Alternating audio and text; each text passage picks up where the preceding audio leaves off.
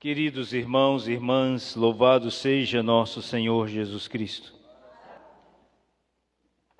Ao longo deste período pascal, a primeira leitura será sempre extraída de Atos dos Apóstolos. E por que a primeira leitura será sempre a de Atos dos Apóstolos? É porque agora é a igreja que vai levar aquilo que experimentou na ressurreição de Cristo. É muito interessante, queridos irmãos, essa colocação, porque todas as leituras não estão de modo aleatórias assim nos textos da liturgia. Sempre tem um significado, e é este o significado da primeira leitura. A igreja agora precisa levar aos outros, e aqui quando eu falo a igreja, é a igreja que Nosso Senhor criou, fundou, sobre o alicerce dos apóstolos, tá? Não é sobre a coluna do Padre Clóvis ou de algum fiel, não. Sobre a coluna, a igreja tem 12 colunas, e essas colunas são os 12 apóstolos. E é muito pertinente essa fala do Padre, porque essa igreja da qual Nosso Senhor fundou é essa igreja que você pertence, católico. Domingo passado eu dizia o primeiro dia depois do sábado, e é interessante que a liturgia de hoje, o Evangelho, faz questão de enfatizar que Jesus apareceu à comunidade domingo. É claro, a palavra domingo não está na Bíblia, e aqui, como nós acabamos de escutar, nem tudo que Nosso Senhor falou e disse está na Bíblia, como não está a palavra domingo,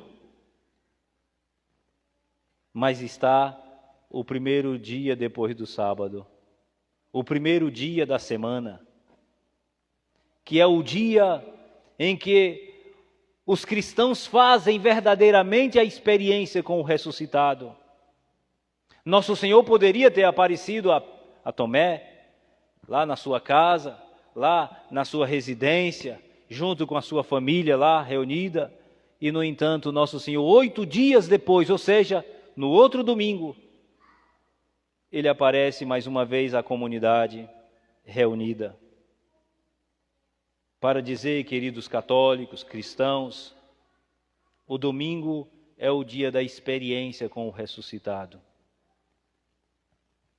E onde é que se dá essa experiência, seu vigário? Na comunidade reunida. Eu sempre tenho dito que o cristianismo não é a religião do eu e Deus. Não é a religião do eu e meu Jesusinho. Não. É a religião do nós. Nós. Não sei se vocês já observaram o Pai Nosso. Nunca encontra nenhuma expressão no singular, é sempre no plural. Pai Nosso, pão nosso de cada dia. Dá-nos hoje, não é dá-me ou dê-me, não é Pai meu. Perdoai-nos as nossas.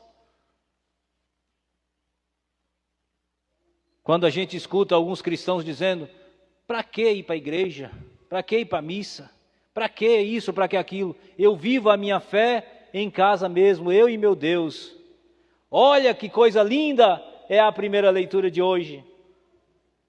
Eu não sei se vocês perceberam, mas o capítulo 4 fala dessa comunidade reunida. Eles se reuniam para celebrar a ceia do Senhor.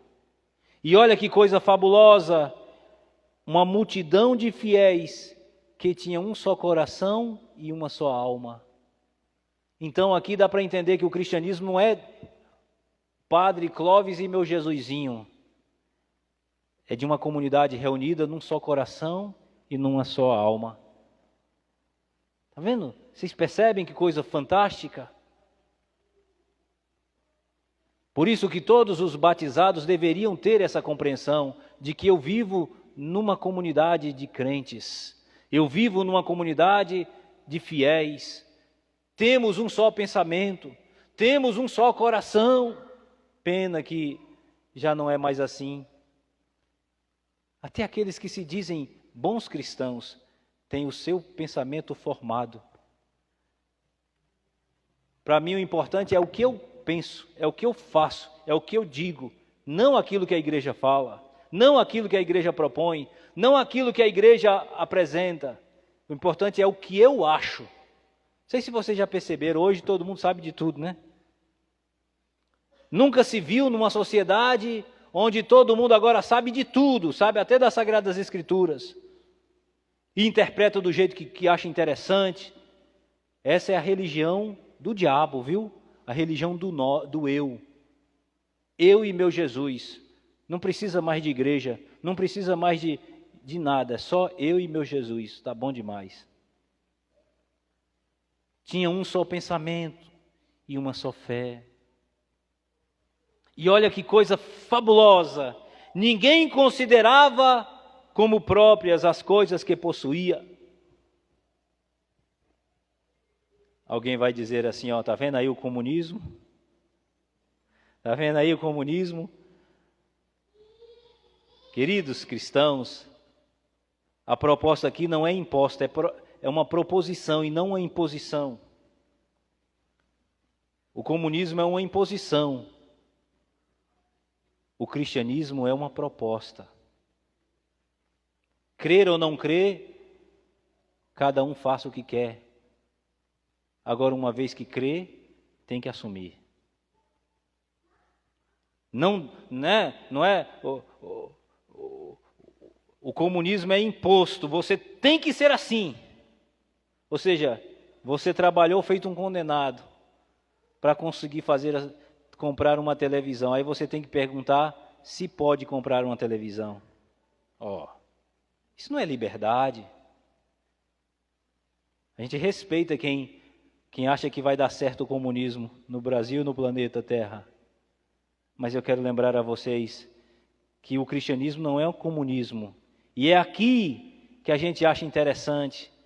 Eles não julgavam, não consideravam próprias as coisas que possuía, mas tudo entre eles era posto em comum.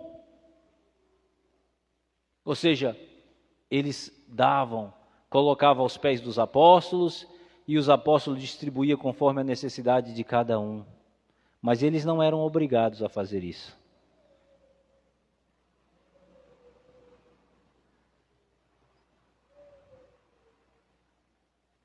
E olha que coisa linda, no tempo da igreja nascente, todo mundo, os pagãos, olhava para os cristãos e se admirava.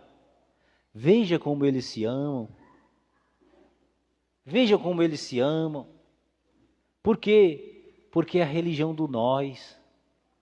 A religião pagã que é a religião do eu. Né? Venha para cá que Deus vai te dar isso. Você vai ter sucesso. Ou seja, o sucesso tem que ser somente meu. Eu que preciso crescer na vida. Não importa se o outro está lá afundado.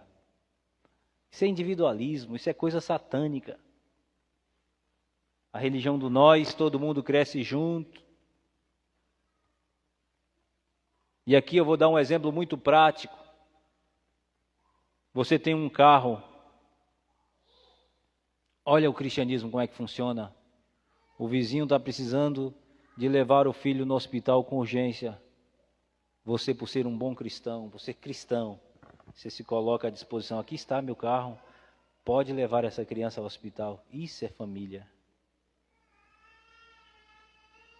O outro está passando por uma necessidade, a comunidade se reúne, detecta a necessidade do irmão e vai dar uma assistência. Isso é cristianismo. Ou seja, não ser, né, aquilo que você tem, colocar em comum, colocar a serviço. Por exemplo, você que sabe tocar, toque para edificar a comunidade. Você que canta, edifica a comunidade com aquilo que você tem. Você coloca a serviço. Isso é cristianismo. Não é cristianismo eu e meu Jesusinho. Aqui só passa pelo meu critério. Não. Como grandes sinais de poder, os apóstolos davam testemunho da ressurreição. Quando é, Padre, que nós iremos de fato mostrar para o mundo que nós cremos no ressuscitado? É quando a gente se coloca a serviço, quando os outros percebem em nós que o ressuscitado não ressuscitou lá em Jerusalém, lá na Galileia, ressuscitou no meu coração, na minha vida. É só assim, queridos irmãos, que vai funcionar o cristianismo. Tá, sua casa é grande. Esse dia mesmo uma senhora me falou: Padre, minha filha tem uma casa, o senhor vai ficar à disposição para usar essa casa, Padre? Eu falei: não, vou dar uma olhada. A filha poderia alugar a casa, mas prefere oferecer de modo gratuito e generoso. Ainda disse assim: Padre, o senhor não precisa pagar a água, porque a água vai vir lá de casa. Eu fiquei com tanto vergonha que eu não quis. A generosidade dessa senhora, muito gente boa. Queridos irmãos, é assim. Não é pecado ter as coisas. O pecado é quando você acha que é isso que vai ser a sua vida. Por exemplo, no período chuvoso, você tem um quartinho lá na sua residência e alguém perdeu uma casa, coloque lá na sua casa, olha. Isso é cristianismo. Não, aqui eu vivendo bem, o resto é que se dane. Eu amo Jesus, Jesus é minha vida, mas não é capaz de observar aquele que está precisando. O cristianismo é isso. Viverem, eles não julgavam ser seu aquilo que possuía. Porque, na verdade, o que é nosso? Dizia São João Crisóstomo. O que é nosso, afinal de contas? Que você poderia também voltar para si e perguntar: o que é meu de verdade? Eu vou te dar uma resposta. A única coisa que você tem é aquilo que você está construindo dentro de você. Porque aquilo que você constrói fora de você não é seu. Você é apenas administrador, porque o nosso mesmo é aquilo que a gente pode levar para onde a gente vai. Nunca esqueça isso. É a única coisa que a gente tem. E aqui é que está a beleza da nossa fé. Não é pecado ter as coisas. E sobretudo quando estas são de muito trabalho, de um trabalho honesto, generoso. Agora se torna pecado quando você julga que isso é a sua vida. Como aquele homem ambicioso que dizia: agora, meu camarada, dizendo para ele mesmo, porque não tinha com quem compartilhar. Agora, dizendo para ele: olha, meu caro, você dorme, agora eu posso descansar porque aumentou o celeiro, já tem comida em abundância, posso agora viver tranquilo. E aí Jesus fala assim: tolo, na mesma noite Deus prestará conta da sua própria vida. E ele morreu no mesmo dia. Está vendo? Era tão egoísta que não tinha nem com quem compartilhar os seus pensamentos. Conversava consigo mesmo. Está vendo? Então aqui nós vemos a beleza da primeira leitura. Colocavam tudo em comum. Entre eles ninguém passava necessidade. Quando alguém passa necessidade no mundo, eu penso em dois critérios. Ou aquela pessoa é preguiçosa, não teve a capacidade de levantar, porque hoje, infelizmente, é modismo, né? As crianças aprendiam a trabalhar na roça já desde pequenininho, não era assim? O primeiro presente que o pai dava para o filho era uma enxada. Ou eu estou enganado? E o menino ficava feliz porque ganhava uma enxada e falava: agora eu estou rico. E cuidava da enxada e não deixava o cabo folgar. Hoje, o menino dorme até meio-dia, e aí quer ter alguma coisa na vida. Não. Às vezes é por conta da preguiça, da moleza, né? Todo mundo me dá as coisas, então eu fico aqui no meu eu. Eu fico contando com as migalhas, como aquela mulher cananeia, né? Que fica esperando as migalhas cair da mesa dos seus senhores, porque não tem coragem de dar um passo. E a gente sabe que existe quem passa necessidade porque não tem oportunidade, porque a dignidade desta foi tirada, não por preguiça. E aqui vale a pena olhar para essas pessoas, porque aquele que viveu sempre sentado, esperando que os outros deem as coisas, ele se acostuma com isso. Eu não sei se vocês percebem, eu sou favorável à caridade, a gente deve fazer a caridade sim, mas não sei se vocês percebem, sobretudo no tempo de hoje, as pessoas não vêm mais à sua casa para dizer: você não tem um dia de serviço?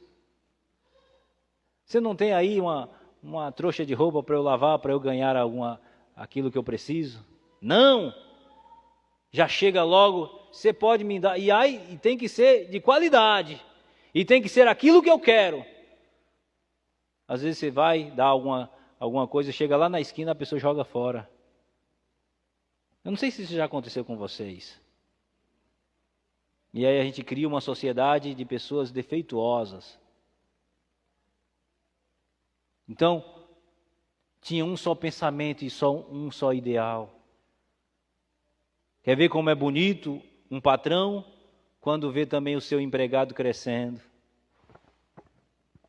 Quando ele cresce sozinho e o empregado, como por exemplo nessas fábricas de veículo, o cara trabalha a vida inteira, não pode comprar um veículo que ele mesmo fabricou.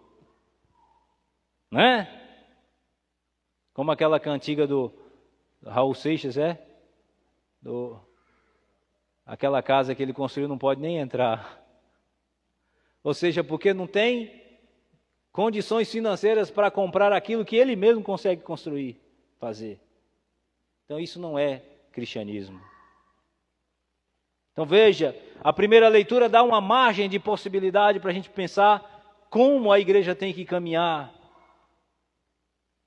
Porque a igreja que nasceu, ela nasceu assim, ninguém passava necessidade. E hoje, graças a Deus, ninguém passa necessidade, né? Está todo mundo aí satisfeito, muito bem, obrigado. Queridos irmãos, aqui está a beleza da nossa fé. E quando é que a gente faz essa experiência?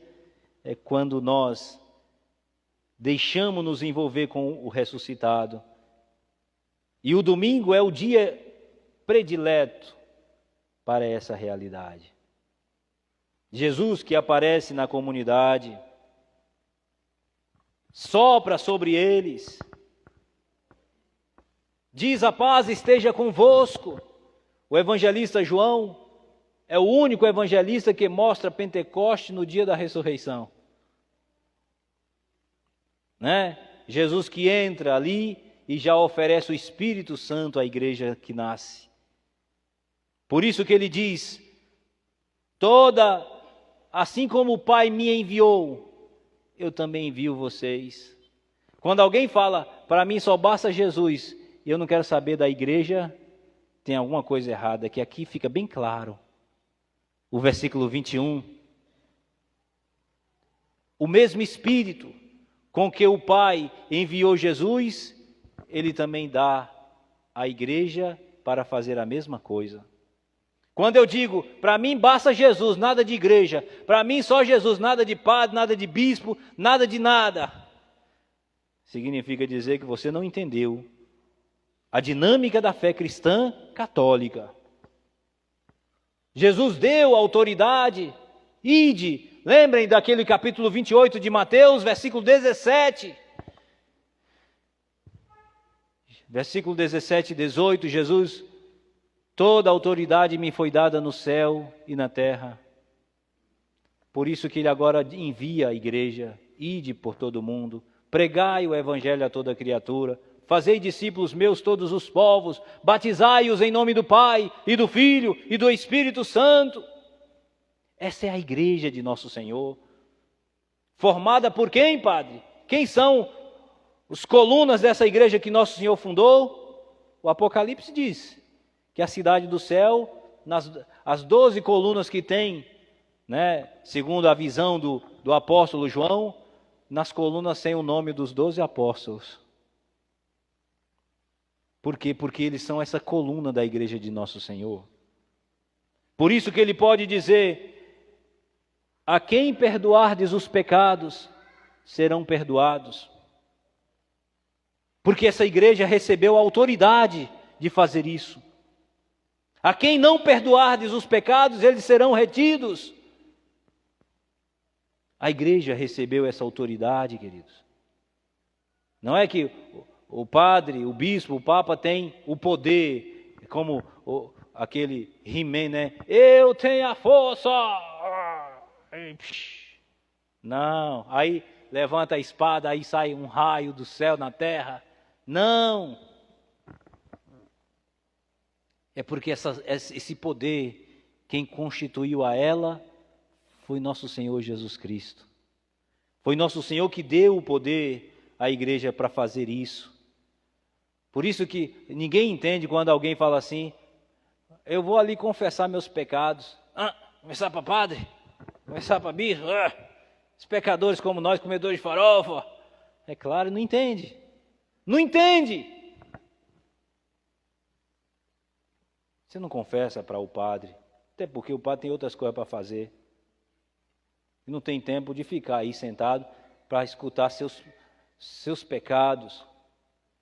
Porque se fosse só para escutar problema dos outros, a gente não aceitaria. E por que aceita? É porque isso foi um mandato de nosso Senhor. Um mandato. Lembra do capítulo 10 de Mateus? Ele diz assim, vão lá. Vão, ressuscitem defuntos, curem os leprosos, né? E a gente percebe isso, quantas vezes a pessoa está morta, né? Estraçalhada por causa do pecado, e quando você conversa, a pessoa, você já percebe no semblante, que aquela pessoa já não é mais aquela que chegou. Está vendo? Mas isso é o poder do Padre? Não, é o poder da graça que essa igreja recebeu. Mas só percebe isso, queridos, quem faz a experiência com o ressuscitado. Quem não fizer vai ficar como Tomé: eu só acredito se eu toco, eu só acredito se eu vejo. Que inclusive, essa pessoa, Tomé aqui, é apenas um bode expiatório, viu? Tá? João coloca a imagem de Tomé como o único que ficou, que não acreditava, mas o Evangelho de Marcos 16:14 mostra que todos eles não acreditavam. Todos. Mateus capítulo 28:17 chega a dizer que alguns não acreditaram. Já Lucas 24:38 mostra que Jesus, quando chega, diz: por que vocês têm dúvidas no coração? Então aqui Tomé é apenas um bode expiatório, porque na verdade todos eles não acreditaram. Tanto é verdade que o capítulo 21 de João mostra que Pedro chamou os demais e foi pescar. Ou seja, porque tudo já tinha acabado. Parece que não tinha mais fé no Cristo. Então aqui, querida comunidade de fé, Tomé, 8 dias depois, nosso Senhor aparece. Aparece aonde? Na casa de Tomé? Não, aparece na comunidade reunida. Por isso eu volto a repetir, cristão não é religião do eu e nosso Senhor. Cristianismo não é isso. Cristianismo é a religião do nós. E quando é que a gente faz a experiência com o ressuscitado? A cada domingo na celebração. A cada domingo quando você vai à Santa Missa. Mas só entenderá essas coisas quem de fato ter o espírito do ressuscitado. Quem não tiver, vai dizer assim, tanto faz como tanto fez, ir para a missa, todo domingo a mesma coisa, a mesma ladainha, eu vou para a missa fazer o quê? Pois é, mas se fosse um shopping você ia, né? E a mesma coisa sempre, né? Pode olhar, todo shopping é a mesma estrutura, praça de alimentação, um teatro, um cinema, não sei, né? Lojas de livros, de roupas, de supermercado lá dentro, do mesmo jeitinho, pode olhar, não muda nada. Mas você está lá direto. E por que faz isso? Alguma coisa está errada. Aí fica com um pretexto, eu não vou à missa porque lá o pessoal só fica falando da vida dos outros. É porque só na igreja que fala da vida dos outros, lá fora não falam, né? Nem na casa dessas pessoas. Não é verdade? Eu não vou à missa porque o pessoal fica olhando para a minha roupa. Né?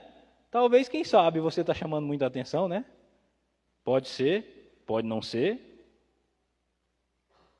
Mas eu acredito que fora da igreja também tem gente. E por que você anda na rua? Você também não deveria ficar em casa, porque na rua todo mundo vai olhar para você, cara cínica. Então não use esse argumento para dizer que não vai à igreja, ou porque está com raiva do padre, ou porque lá tem algum líder na comunidade que você não goste. Se você fizer experiência com o ressuscitado, pode ter certeza que você vai. E sabe por que você vai? Porque a experiência que você faz não é com a pessoa lá, você faz é com Cristo. E foi isso que a segunda leitura falou para nós. Eu não sei se vocês prestaram atenção. Quem ama aquele que gerou alguém, amará também aquele que dele nasceu. Ou seja, quem gerou essa igreja? Nosso Senhor Jesus Cristo. Então, se você ama nosso Senhor, você também ama a igreja que Ele fundou. E não fica com esse pretexto mascarado, fingido, simulado. Mas participa. Todo domingo eu vou à missa não porque eu gosto do padre, eu vou à missa porque essa é a experiência que eu faço com o ressuscitado. Diferente de algumas comunidades por aí, né? Tem gente que fala assim, eu vou porque lá Deus me deu isso. Tá vendo? Aqui você oferece, lá você recebe. Tá vendo? A comunidade de Nosso Senhor, como é que é? Ela oferece, não julgava ser seu aquilo que possuía. Numas comunidades que fundaram agora recentemente é assim, venha para cá porque você vai ter isso, você vai ganhar aquilo, você vai receber não sei o quê, dinheiro vai cair na sua conta feito folha seca cai da árvore. Eu agora sou de Jesus porque eu estava assim e agora eu estou assado. Não sei se vocês já escutaram esse discurso. Ou seja, é a religião do diabo, porque na religião de Nosso Senhor, lá você oferece. Na religião do Satanás você recebe. Lembra do capítulo 4 de Mateus, quando Jesus foi para o deserto? O diabo ofereceu a Jesus, olha, venha, eu vou te dar isso se você fizer aquilo. Está vendo? Religião do diabo oferece as coisas. Religião de Nosso Senhor pede de você, dê. Lembra? Sabe qual foi a primeira coisa que Nosso Senhor pediu de nós? Quem sabe?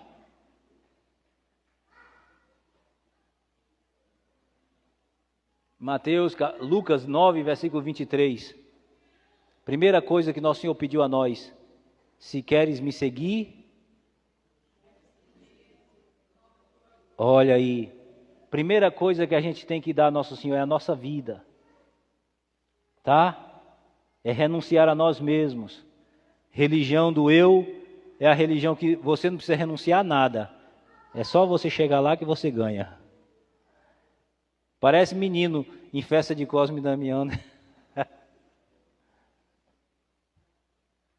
E vai lá só para chupar bala e comer biscoito, né? A religião cristã é da oferta. E também não precisa do milagre para crer. Tomé precisou tocar. Se eu não tocar, eu não acredito. Tem gente que só acredita que Jesus é a Eucaristia se Jesus der um salto da Eucaristia e aparecer. Olha, eu apareci aqui para vocês, ó. Bem-aventurados aqueles que acreditam sem ver. Por isso que eu mantenho-me firme nessa crença. Eu sou católico não é porque Deus me fez uma cura, um milagre na minha vida, não. Eu sou católico é porque eu acredito, mesmo sem nada acontecer. Não precisa acontecer nada na minha vida, porque eu me encantei pelo autor, pelo criador dessa igreja. Eu fascinei-me. Seduziste-me, Senhor, e eu me deixei seduzir. A minha fé não depende de milagrezinho, que infelizmente eu acredito, se saísse aí com um carro de som na praça e dissesse, hoje Jesus vai estar fazendo milagre lá na igreja católica, talvez teria mais gente aqui na igreja. Hoje o padre vai estar distribuindo dinheiro. Hoje venha para cá porque você vai ganhar isso, né? Você que está com problema de dor de cabeça, febre, dengue, hemorrágica, não precisa ir para o hospital, venha para cá porque Jesus vai curar. Aí tem gente que vem para isso, para receber a cura dessa doença. Isso não é ter fé. Ter fé é se jogar, ainda que você não receba nada, porque você já recebeu tudo antes. A sua vida não é sua, é de Deus. Você vive, não é porque você é bonzinho, é porque a graça lhe mantém de pé. Essa semana eu fui a um velório de uma menina de 11 anos, lá no Estiva. Essa semana eu visitei uma senhora de 104 anos, lá no Periperi. Então veja a diferença, né? A vida não é nossa, é de Deus. Então que Deus abençoe a todos nós e que essa liturgia deste domingo, o domingo da ressurreição, né, 8 dias depois da Páscoa, da ressurreição de Cristo, nosso Senhor aparece. E quero lembrar que Ele aparece em todo domingo na igreja. Olha, padre, mas eu não vejo. Porque você quer olhar com os olhos da aparência. Você precisa olhar com os olhos do coração e da fé. Ele aparece através da liturgia da palavra, ele aparece através da liturgia eucarística. Agora é preciso crer. Que Deus abençoe a todos nós, que o Jesus misericordioso tenha misericórdia de nós, sobretudo dessa sociedade tão pífia, que só acredita se ver, que só tem fé se acontecer um milagre. Ixi, padre, eu quase morria, padre. Agora eu começo a ter fé porque o carro capotou e eu não tive nenhum arranhão. Deus me livrou. Então talvez se estivesse no hospital, internado, morre, mas não morre, não acreditaria nele. Isso não é fé. Que Deus abençoe a todos vocês e a todos nós. E a você também que nos acompanha através desse aplicativo. Que a nossa fé, que a gente possa dizer como Tomé, meu Senhor e meu Deus. Eu creio, aumente a minha fé. Dá, Senhor, a graça de não precisar mais de nada. Não precisar estar pulando cerca, feito bode danado. Dá, Senhor, a graça de crer, sem precisar procurar outros arreios, como procura alguns cristãos católicos. Essa semana, subindo a Serra do Cruzeiro, vi lá um galo preto com a faca enterrada no meio. E certamente lá foi um católico que mandou fazer isso. E se brincar, deve ser até alguém que vai à missa, comunga direitinho, né? Eu não preciso dessas coisas para ter fé, porque Deus já me deu tudo. Como dizia Santa Teresa d'Ávila, né? Nada me perturbe, só Deus basta. Só Deus basta. Só Ele já é o tudo. Se você tiver Deus, você não precisa mais de nada. Que Deus abençoe hoje e sempre. Amém.